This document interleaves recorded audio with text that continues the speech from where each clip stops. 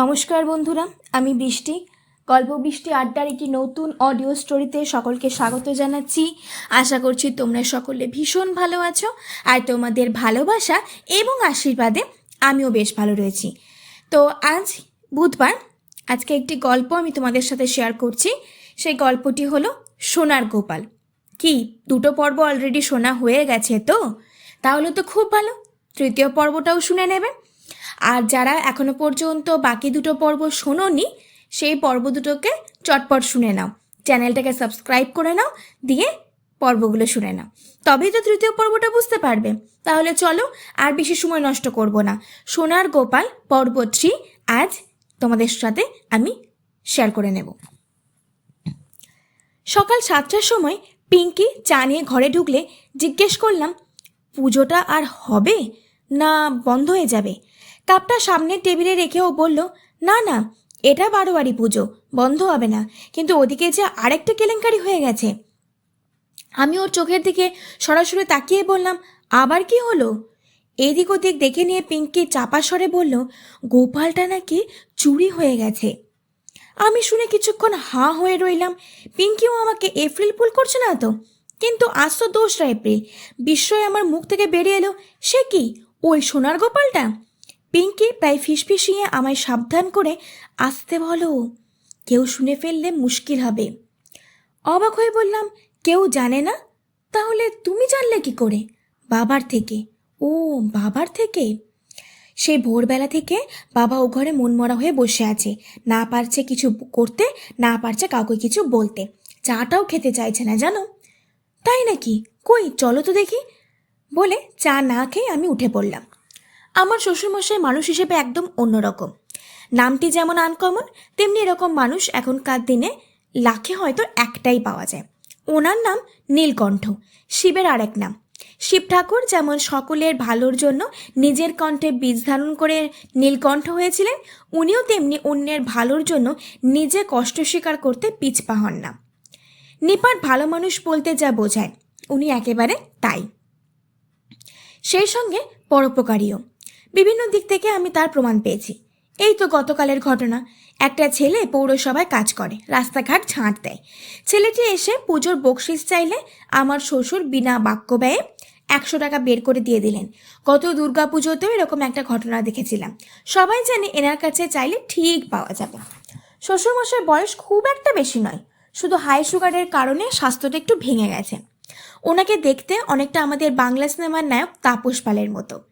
এখনও সেজে গুজে দাঁড়ালে আমরা ওনার কাছে কিছুই না। সব ব্যাপারে মিল না থাকলেও ওর মতের সাথে আমার মতের বেশ মিল। সব মিলিয়ে উনি আমার খুব পছন্দের মানুষ। ভাবছেন বোধহয় ছেলেটা নিজে শ্বশুরের এত গুণগান করছে কেন? কেউ কেউ ভাববেন একটু বাড়াবাড়ি হয়ে যাচ্ছে, কিন্তু বিশ্বাস করুন, একটুও বাড়াবাড়ি হচ্ছে না। একটা কথাও আমি বাড়িয়ে বলছি না। মানুষ হিসেবে উনি শ্রদ্ধা করারই পাত্র। অতএব উনি মনমরা হয়ে বসে রয়েছেন শুনে আমার মনটাই ভীষণ খারাপ হয়ে গেল। ও ঘরে গিয়ে দেখলাম উনি চুপ করে চেয়ারে বসে আছেন, পাশে শাশুড়ি মা। আমার ভাইরা খাটে ঘুমোচ্ছে। বড় ছেলে দীপিকা রান্নাঘরে কাজ করছে। নীল ওর মামার ঘাড়ে উঠে চুল টানাটানি খেলছে। সঙ্গে রয়েছে দীপিকাদির 7 বছরের ছেলে মিমো। আমি ঘরে ঢুকতে শাশুড়ি মা আমায় বসতে দিয়ে রান্নাঘরে চলে গেলেন। শ্বশুরমশাই যেন একটা ঘোরের মধ্যে ছিলেন। আমায় থেকে চিন্তা জাল ছিন্ন করে বলে উঠলেন, এই সম্রাটকে চা দিয়েছ? দিয়েছে, কিন্তু আমি খাবো না। পাশের চেয়ারটায় বসতে বসতে আমি বললাম, সে কি, চা খাবে না কেন? উনি উদ্গ্রীব হয়ে বললেন, আপনি খাচ্ছেন না, আমি কি করে খাই বলুন তো? না না, চা খেয়ে নাও। পিঙ্কু, সম্রাটকে চা দাও। পিঙ্কি দরজার কাছে দাঁড়িয়েছিল। আমি ওর দিকে তাকিয়ে বললাম, আমাদের দুজনকেই দাও। পিঙ্কি 2 কাপ চা আর কিছু বিস্কুট এনে আমাদের সামনে ছোট ফোল্ডিং টেবিলটায় রাখলো। শ্বশুরমশাই উদাস কণ্ঠে বললেন, আমার কিছু খেতে ইচ্ছা করছে না গো। আমি একটা কাপ তুলে তার হাতে দিয়ে আস্তে করে বললাম, বাবা চাটা খান, আর কি হয়েছে আমায় সব খুলে বলুন তো। নীল আর মিমো আমার সাথে খেলতে খেলতে খুব চেঁচামেচি করছিল। ডিস্টার্ব হচ্ছে দেখে পিঙ্কি ওদের ধরে ও ঘরে নিয়ে গেল। এর আগে আমি কখনো শ্বশুরমশাইয়ের সাথে এভাবে বসে কিছু আলোচনা করিনি, তাই একটা অস্বস্তি ফিল করছিলাম। কিন্তু ওনার মন খারাপটা আমি কিছুতেই মেনে নিতে পারছিলাম না। ধীরে ধীরে চায়ে একটা চুমুক দিয়ে উনি আপন মনেই বললেন, পরিস্থিতি খুব খারাপ, কি যে হবে কিছুই বুঝতে পারছি না। আমি পরিবেশটা হালকা করার জন্য একটু সময় নিয়ে চায়ের অন্য কাপটা হাতে তুলে বললাম, আচ্ছা, আপনাদের এই পুজোটা কত বছরের পুরনো বাবা? এবার একটু সহজ সুরে উনি বললেন, তা ধরো 40 বছর তো হবেই। আমি তখন খুব ছোট, স্কুলে পড়ি।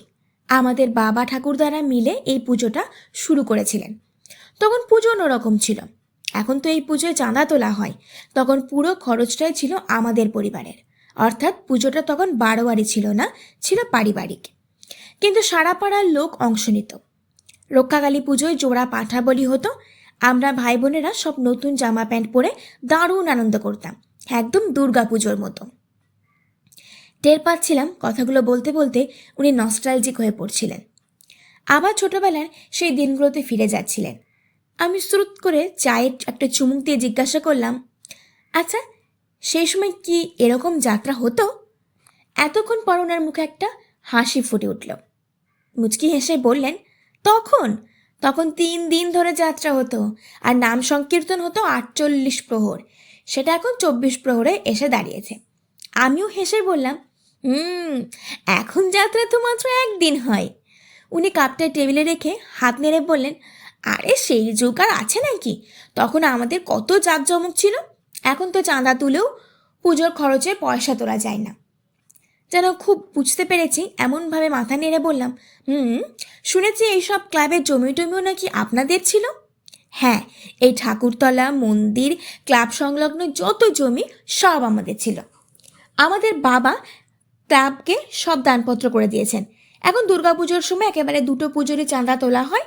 দুর্গাপুজো হয়ে গেলে সে উদ্বৃত্ত পাঁচিয়ে এই পুজো করা হয়। তা দিয়ে সব খরচ চালানো যায়? আমি জানতে চাই।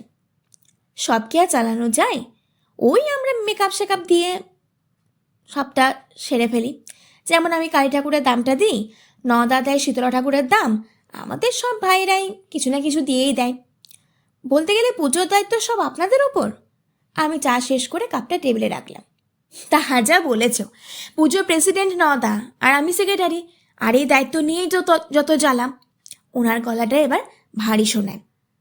কেন জ্বালা কেন? আমি এবার আসল কথাটা জানতে চাই। এতক্ষণ তো ট্রেলারিং চলছিল। উনি কিন্তু চুপ করে গেলেন। বুঝতে পারলাম জামাইয়ের সাথে অন্য সব কথা বললেও সমস্যার ব্যাপারে আলোচনা করতে দ্বিধা বোধ করছেন। কিন্তু আমি হেরে যাওয়ার পাত্র নই। মনে মনে জেদ ধরেছি, শুনবই শুনব, পারলে সমস্যার সমাধান করারও চেষ্টা করব। আস্তে করে বললাম, সংকোচ না করে বলতে পারেন বাবা, আমি কাউকে কিচ্ছু জানাবো না।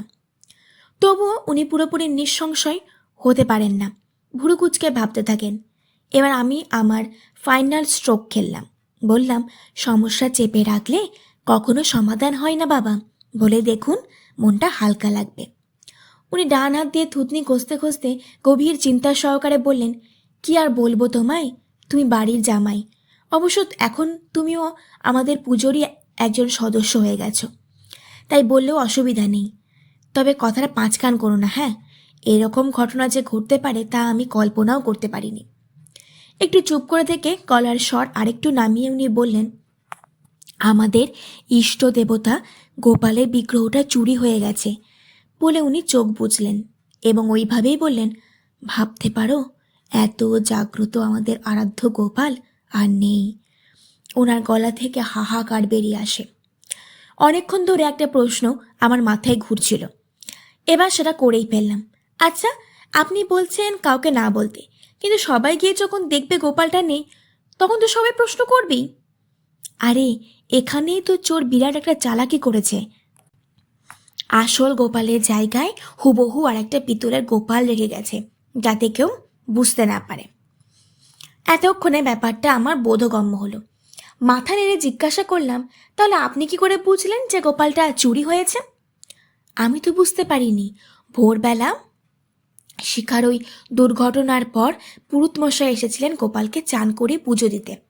তখন ব্যাপারটা বুঝতে পেরে উনি আমায় বললেন।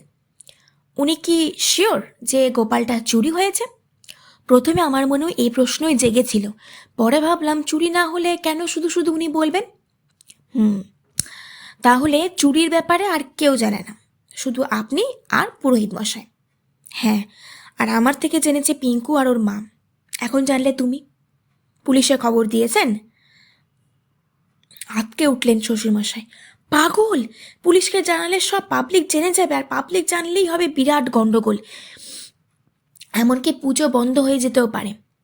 পুজো মাঝপথে বন্ধ হয়ে গেলে কি হবে ভাবতে পারছো? তাই তো পুরুতমশাই কাউকে কিছু না বলে শুধু আমায় জানিয়েছেন, এমনকি দাদাদেরকেও জানানো হয়নি। ঠিক আছে, কাউকে জানানো দরকার নেই। বাবা, আপনি যদি অনুমতি দেন একটা কথা বলি। কি কথা? আমি একটু তদন্ত করে দেখব ব্যাপারটা। তুমি? না না না, তুমি কি তদন্ত করবে? পিঙ্কি বোধহয় দরজায় দাঁড়িয়ে আমাদের কথা শুনছিল। আমি কিছু বলার আগেই ও ঘরে ঢুকে চায়ের কাপগুলো তুলে নিতে নিতে বলল, তুমি না করো না বাবা।